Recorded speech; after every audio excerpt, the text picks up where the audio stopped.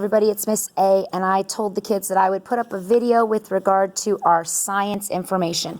So we've been learning about how can you describe different forms of energy, and so we've been looking into that. We've been doing some kinesthetic stuff where we're moving because we're showing how potential and kinetic energy are related to how they're part of mechanical energy.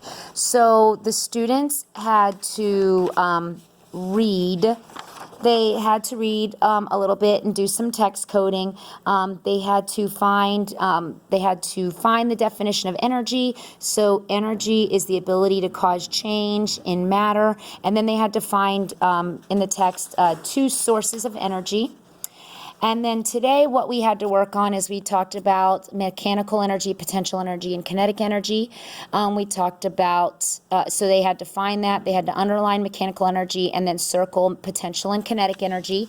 And then they had to fill in this chart. So they underline here and then they cut this out and glued it into their notebook.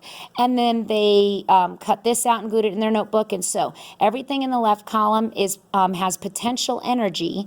Tell what happens when when the potential energy of each object has changed into kinetic energy. So a ball sits at the top of the hill. Well, what happens? The ball rolls down the hill. So it's the movement. The kinetic energy is how did it change? What's the movement? Because we talked about, the kids did talk about how energy is movement.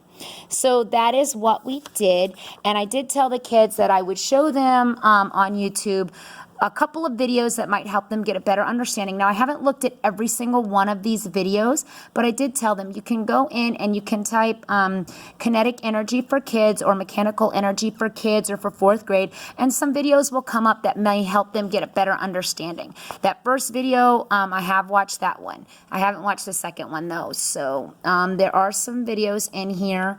I did say for kids, this what is the difference between potential and kinetic energy? That one's pretty good. This little video, we've had videos with him as well between potential and kinetic, this one here. The second one, I've never watched that one. The other one is a little bit too not an appropriate video. It's not that it's a bad video, but it's just not appropriate for them. So when you type in kinetic energy for kids, the first 4 or 5 videos are helpful to get a better understanding.